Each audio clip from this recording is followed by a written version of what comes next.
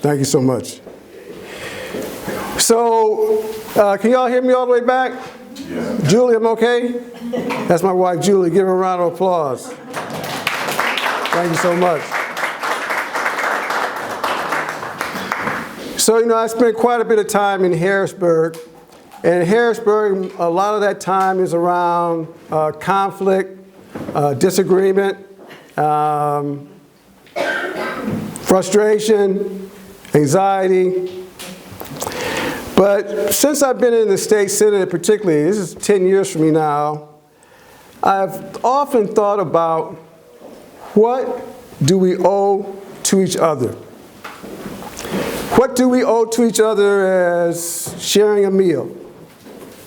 What do we owe to each other as members of our family, as neighbors? When we pay someone $7.25 an hour, is that what we owe to each other? When we have instances of discrimination, racism, other intolerance, is that what we owe to each other? Even as something as litter that someone might drop in front of your house, is that what we owe to each other? And so on this question of what we owe to each other, that I've been trying to figure out, like, one thing, what is the core of what we owe to each other? At 1:45 today, I realized that what we owe to each other is seeing and recognizing our dignity. Seeing and recognizing that each of us have a value, a God-given worth. And that's why I'm so glad that you all are here on Global Dignity Day. That is today.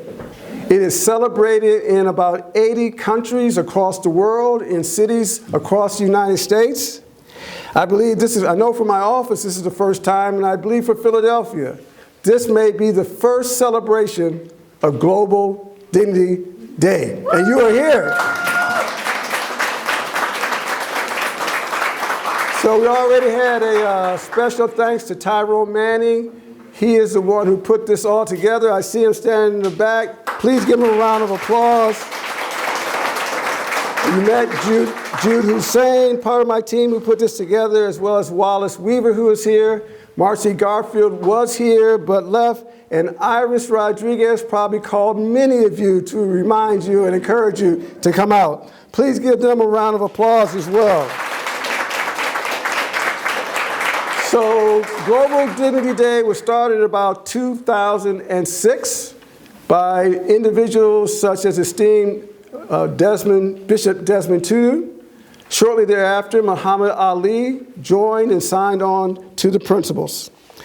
It is a recognition of the dignity that I think comes much from the UN Declaration on Human Rights, which is 1948. And in that declaration, which was a declaration for all mankind, it starts off with saying, this declaration is in recognition of the inherent dignity and inalienable rights of all members of the human family, and that it is the foundation of freedom, justice, and peace in the world. Dignity is the foundation of human rights, and from the UN, freedom, justice, and peace in the world. Now, I know it's not easy to celebrate dignity in times like this, where we've got quite a bit of unfortunate brutality.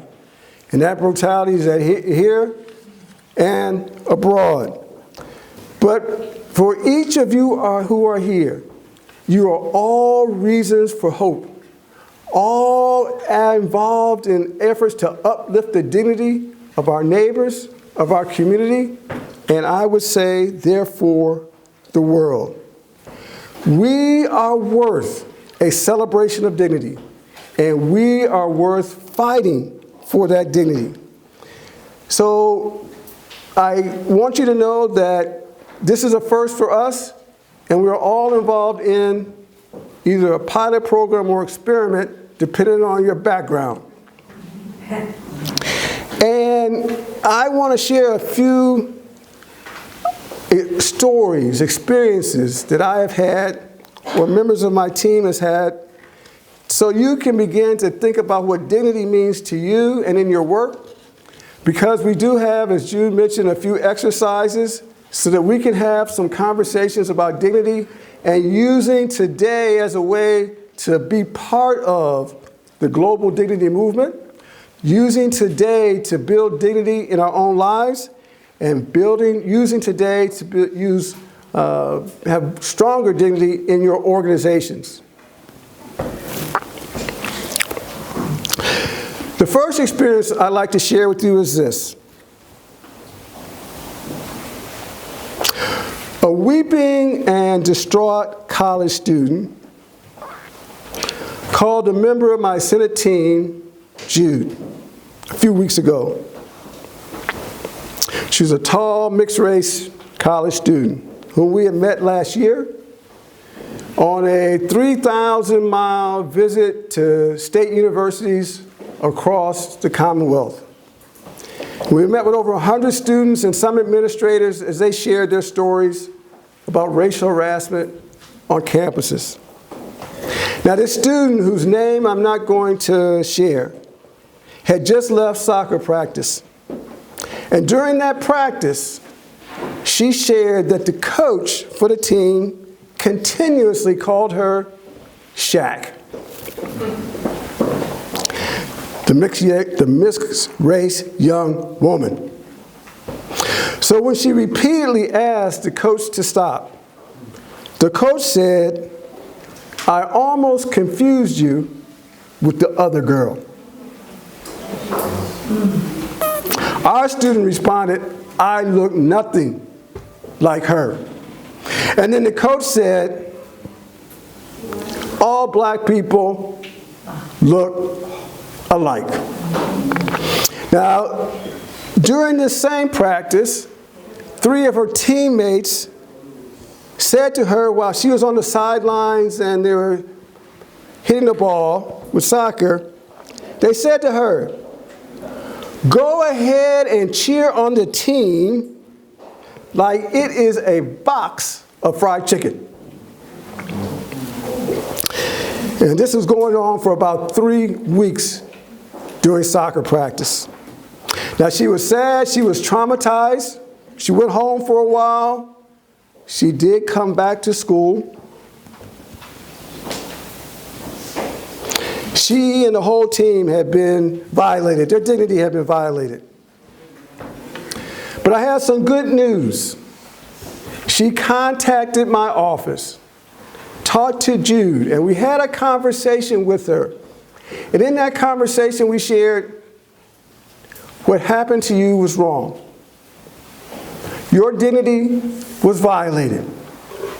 You don't have to put up with it. And you should file a formal written complaint with the college. She had courage. She had faith. For some reason, she believed us. She filed the complaint, and within 2 weeks, the harassment stopped. The students who were doing the harassment were suspended from the team, and the entire team is getting some help. That's just the first step. And that is an example of what happens when you see your dignity. You see that you will stand up and that you, as a result, can use the power of dignity to change your life and those around you. Now, I have 4 other stories, but they told me I only have 10 minutes and we're running out of time. So you're going to be spared a few stories. But I have one more that I would really like to share with you, and it comes from conversations with men who are part of a program called P3. And this is a program to take high-risk men out of the path of violence, out of the path of disrupting the communities, and onto a path of productive lives. And we all know that gun violence has plagued the city, not just this city, but beyond. And as a matter of dignity, whether it's by genocide or by individual killing, the taking of a life is the ultimate violation of dignity. Taking innocent life is the max. And this summer, there was a program called Glitter that was cleaning streets in Philadelphia. And this program was designed to clean the high crime and high litter areas in the Northwest. 300 blocks. Now, some of you all know that grime contributes to crime. Now, some of these men that I met initially, and they had been involved in gun violence, but I learned that many of them have been victims of child abuse. And many of you have heard, hurt people hurt people. And when we don't see the dignity in ourselves, we're not going to see the dignity in others. So I visited these men who had been cleaning blocks for about a month. And they shared some amazing stories with me. One of the men said to me that after he cleaned streets for 1 week, that in the second week, individuals were out on their porches talking to their neighbors. Another shared with me that he was cleaning a block where he had been known for doing bad, but now he was known for doing good. Another shared with me that his son saw him coming home, realized he was cleaning streets, and his son said, "I want to go with you." This is a man who had been formerly incarcerated, still doing family reunion, still doing son reunion. And so his son went with them as they cleaned the blocks. This man's face was beaming with pride, with the understanding that his son now saw his value. With this new sense of dignity that they found in themselves, they were able to share it with the neighbors. And finally, one shared with me that they were not going to let anything bad happen on the blocks that they had cleaned. They were now going to protect those very blocks. That's the power of dignity. As they saw who they could be, they could see what their neighbors could be, and the neighbors saw in them the change and the dignity. And by the way, gun violence is down dramatically in the Northwest. So whether you're a college student or someone involved in gun violence, recovering from any circumstances, dignity has a power, once it's seen and recognized, that can change our lives and the lives of others. And that's why you have all been invited this evening, because you are all involved in dignity work. Each of you are touching people's lives so they can see the dignity in themselves, their own value, and therefore extend that power to our communities. I cannot thank you enough for being part of the first Global Dignity Day in Philadelphia. I cannot thank you enough.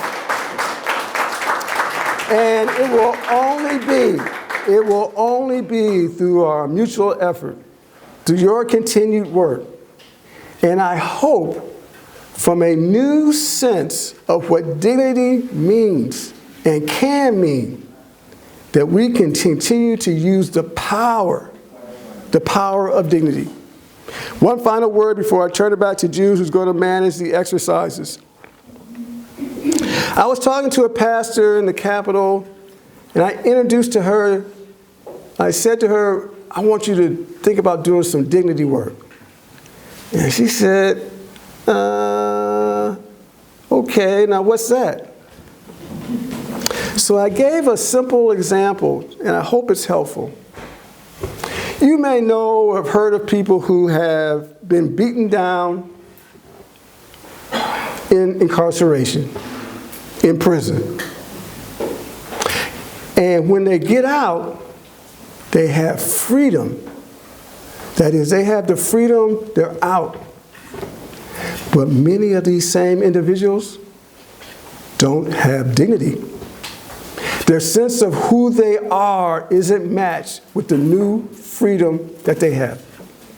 And so when the UN Declaration says freedom, justice, and peace are based first on human dignity, that is one example that I could hope help you see why dignity is so important and the power of it in our communities.